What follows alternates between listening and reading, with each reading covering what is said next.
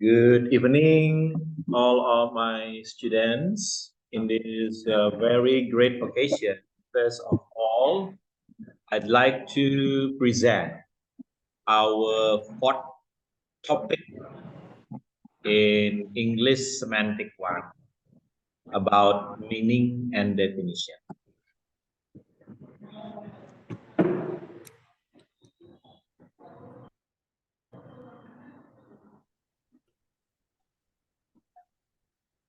Let's start by discussing about meaning and the dictionary. The concept of a word's meaning is closely linked to the concept of definition itself, which was first made explicit in Greek philosophy by Aristotle. So,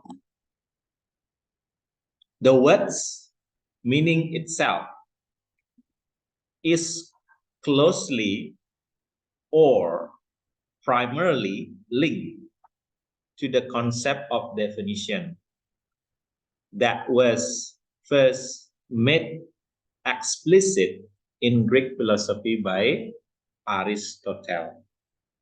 So the term meaning itself is or was firstly delivered by the Greek philosophy or the Greek philosophers named Aristotle. Definition have been particularly important for conceptual theories of meaning, which traditionally assume a close link between concepts and definition. So, definitions themselves are closely related to or between concept and the definition itself. For example, horse, in a way that accords with or fits its definition, a large number of propositions, including the following, which depend on the definition of horse as a large, four-footed mammal with hooves and a mane. So here, the word horse itself, okay, has the definition of an animal with a large body, with four-footed mammal, with hooves and a mane. Okay, that's the example about the definition referring to the name of the animal. Furthermore, when people think of a word's meaning, they are inclined to think of something like its definition in a dictionary. So, furthermore, or when you want to talk further, okay, when someone, somebody, or people think of a word's meaning, they are inclined to think of something like its definition in a dictionary. Next, the second one, we will talk about semantics and lexicography. So as you can see, or maybe you have heard from other sources or references, lexicography is the study of dictionary writing. So the study of making dictionary, in short, is known as lexicography. Okay, lexicography, in the words of Landau, okay, based on Landau's opinion, he defines lexicography as it is a craft, a way of doing something useful. So he thinks that the dictionary is not a kind of book with the meaning of a number of words, but it is a craft, a way of doing something useful. It is a practical way to put together a book that people can understand.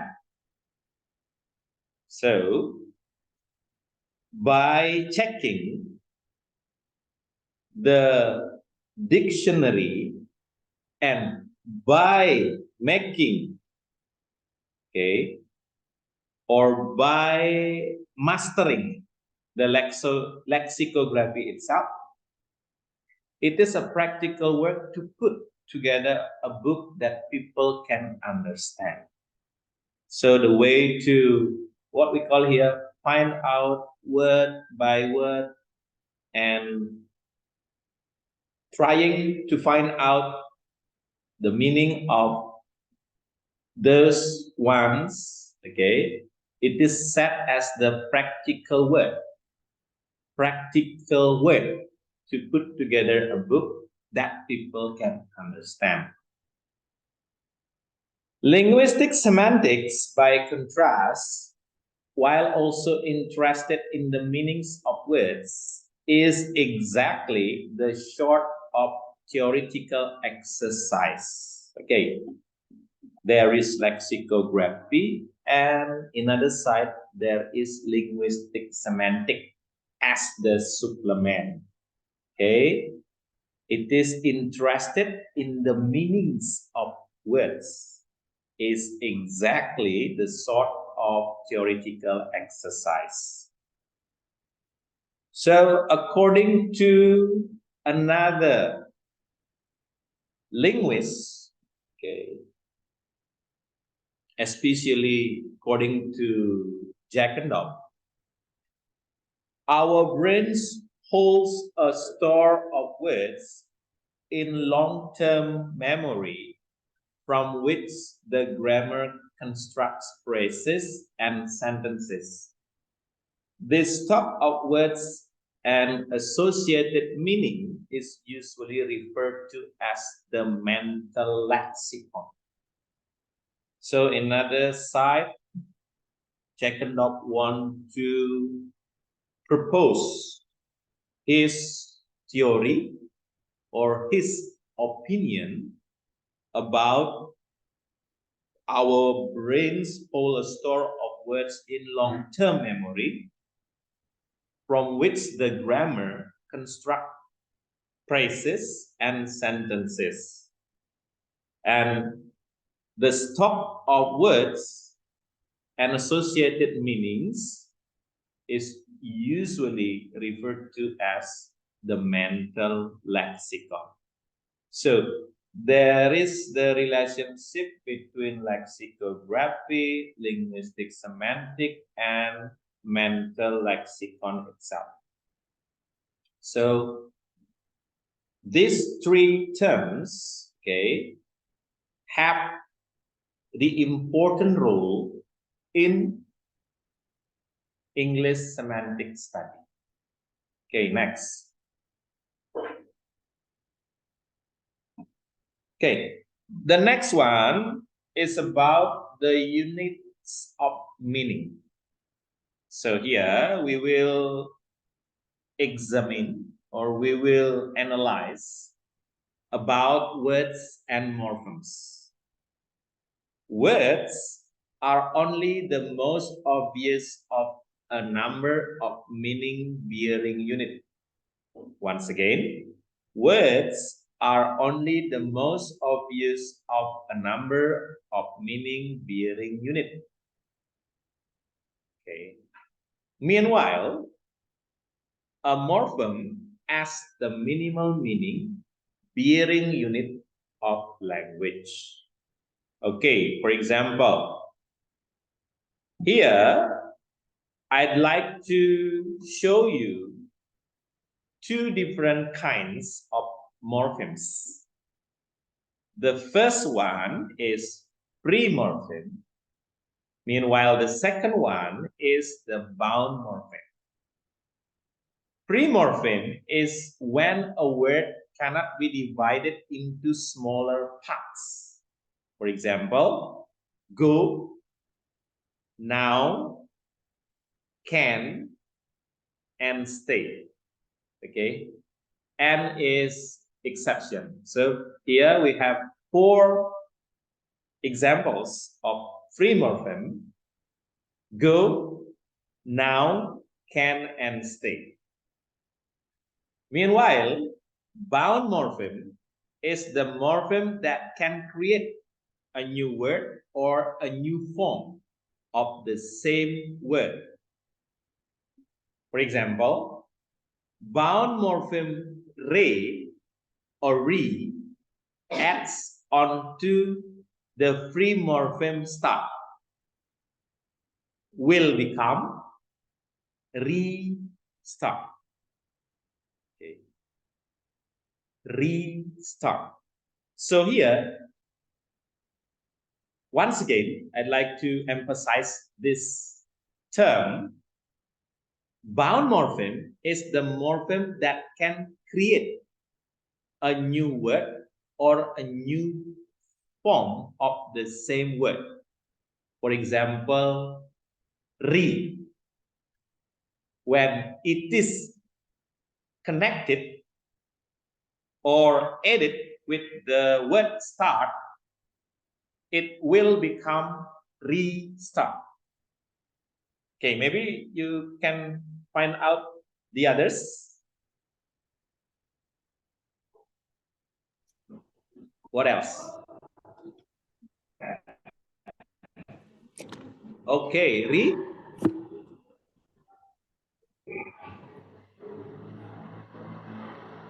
Yes. Remind. Healthy, unhealthy. Okay. Remind. Is it correct? Mind and remind. Is it correct? Re plus mind. Remind. Mengingat kembali. Yes. It is possible. Okay, maybe you can find out the others from the dictionary. Okay, I hope you can use the reliable dictionary, for example, Oxford English Dictionary or Longman English Dictionary. Okay, don't use 1 miliar kamus berbahasa Inggris. Okay, it's not acceptable. Okay, please use Oxford English Dictionary. You can download it from Google Play Store to check which one is the kind or the cluster of bound morpheme. And then it is clearly impossible to conceive of a morpheme without a meaning, even if it is often hard to specify exactly what this meaning is. Okay. So here, I'd like to emphasize that please pay attention with the morpheme itself.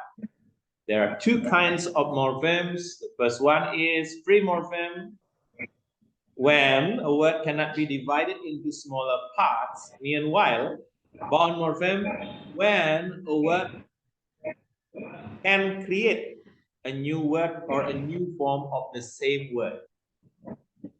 Okay, like I said before. So when you find out the problem, like I said here, you can practically, or what we call it, simultaneously understand the outline or the exact meaning of morpheme itself.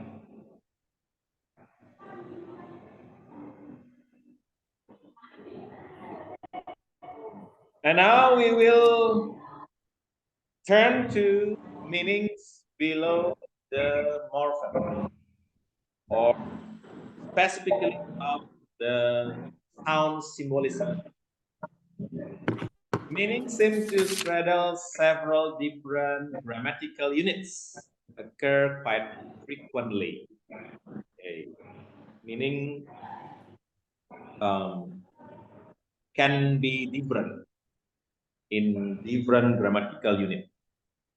And then we have the sound symbolism, also known as ideophony or onomatopoeic or onomatopoeia. This is the existence of semi-systematic correspondences between certain sound and certain meanings, usually within the domain of the individual morpheme, such as English class, clang, later. Okay. So here, the sound like class, clang, clatter are clustered into the sound symbolism, or it is widely known as ideophony or onomatopoeia or onomatopoeic. Maybe when you hear or listen to the sounds of bee, okay, that's the kind of onomatopoeia. Maybe the sounds of hawk,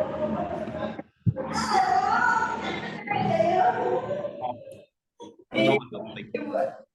Also, when you okay, and also when you hear the sound of a cat, meow, okay, it's a kind of sound symbolism, also known as onomatopoeic in other reference. And in this reference, we know it as the onomatopoeia. It is derived from maybe from the Latin spatial term.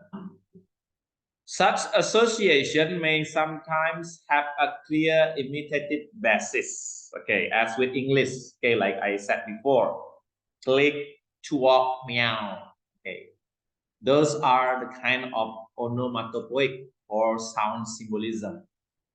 So here, I'd like to tell you about the differentiation or the what we call it, the distinction between meaning, okay, that we have in our own language as a human, and sound symbolism that are usually produced by animals to what we call it, to refer to unusual sound, okay, strange sound. It is in English semantic study called as the onomatopoeia or onomatopoeic. Okay, next we have meanings above the word level or idioms. Specifically, we refer these ones as the idioms. Idioms constitute another boundary case where it is not clear what the correct level is for the characterization of meaning. For example, the English idiom to scoop the pool, which means something like to win or gain everything. So when you hear or when you listen to the idiom or English idiom to scoop the pool, it means that to win or gain everything. So when you are interested in studying about idiom in English, it is a kind of the example. To scoop the pool means to win or gain everything. It is different from the basic meaning. Okay, so like I said before, constitute another boundary case where it is not clear what the correct level is for the characterization of meaning. Okay. If you translate word by word, the meaning will be different with the idiom that has been known by the native speaker especially. Seems on the face of it to lack any connection whatsoever with either pulse or scoping. A speaker simply associate the meaning win or gain everything with the entire unit scope, the pull, without trying to break the phrase down further. So without trying to break the phrase down further. So it doesn't matter when you want to try to break it down into phrase down further, but the whole meaning, okay, based on the idiom meaning, it means to win or gain everything, not else. Okay. And also,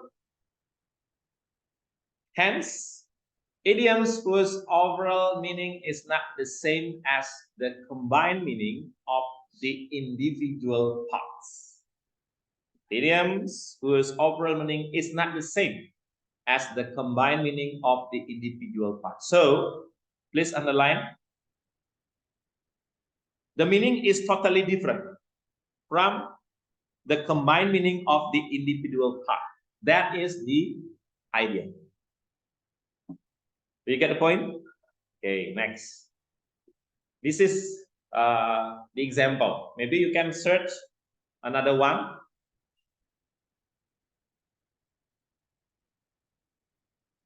Okay, and the last one, we will talk about contextual modulation of meaning. The meaning of words and other morphemes varying according to their collocation. So here we have the technical term of collocation. So what the collocation is? Collocation is the immediate linguistic context in which they occur. Once again, collocation is the immediate linguistic context in which they occur. So, in which they occur and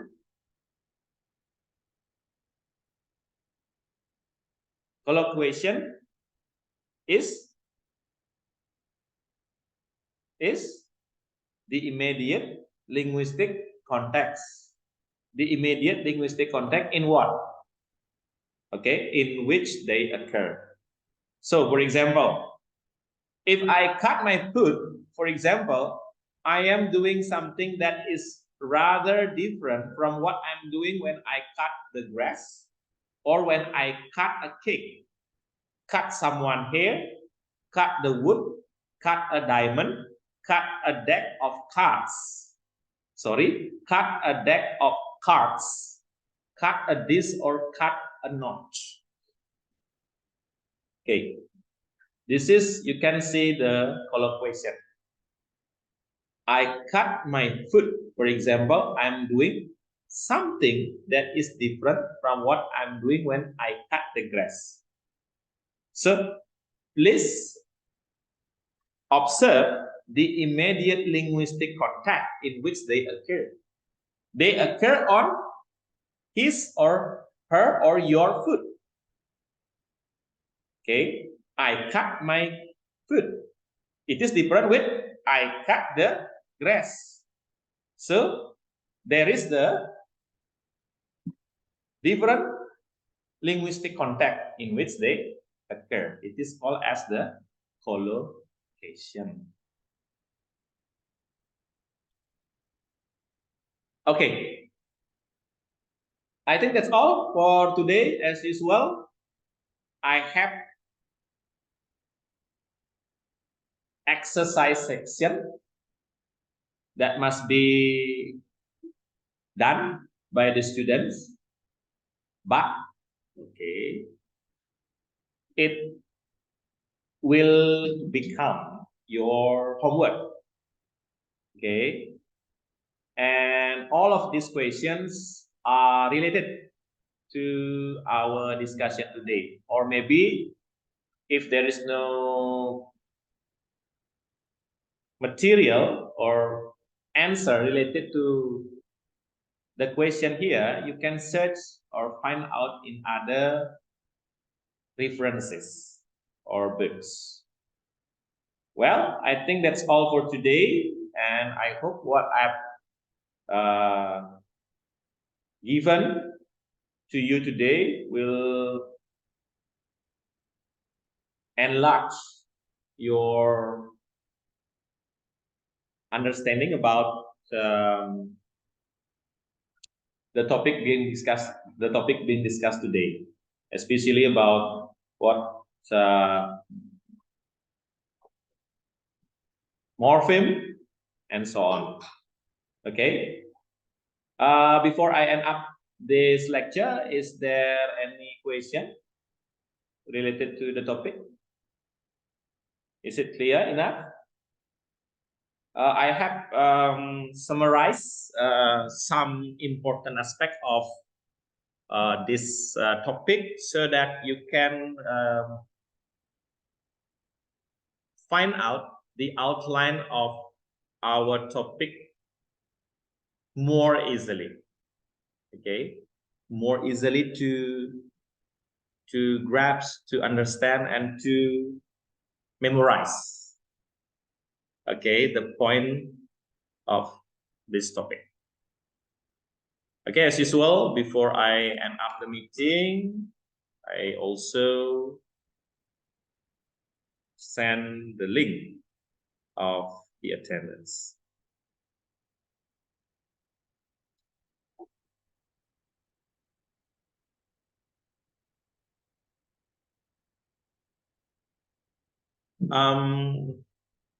The material is quite simple, so I hope you can understand it easily.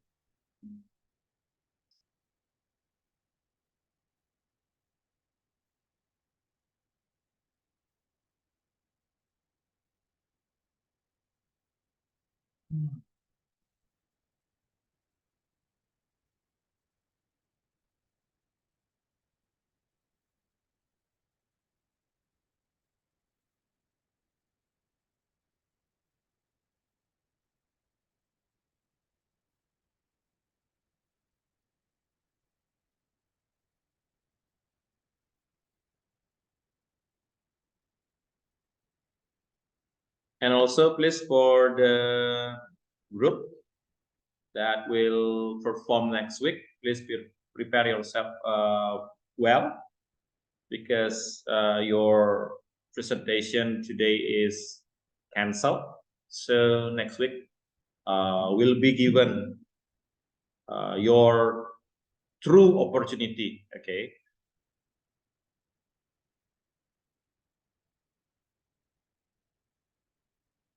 Okay, please fill in your personal identity into our chat column.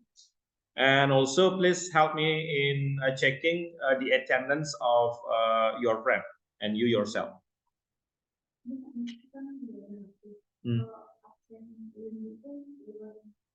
Okay, please skip this one. You can put your name in the manual one. It doesn't matter. Yeah, thank you.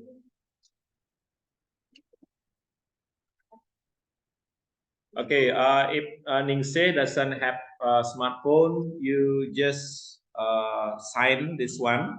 So your attendance has been recorded here. It doesn't matter.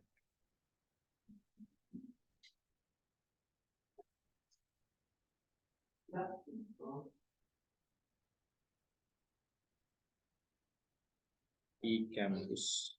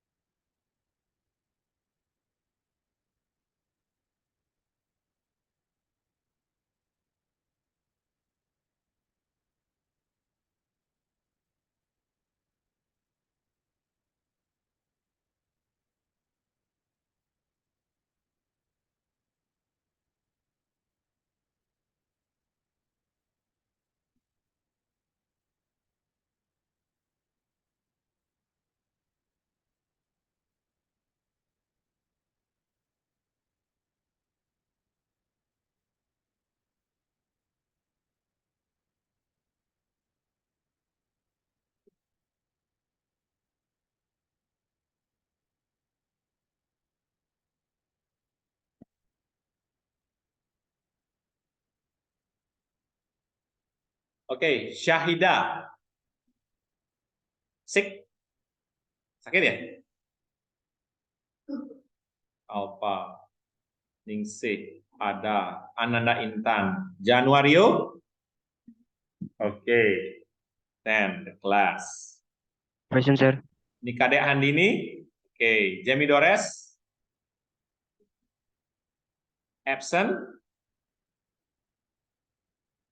Intan Amelia. Ketut Rika.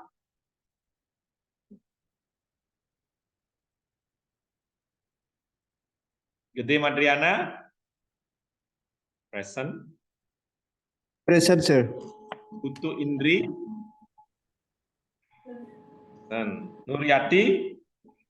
Apa?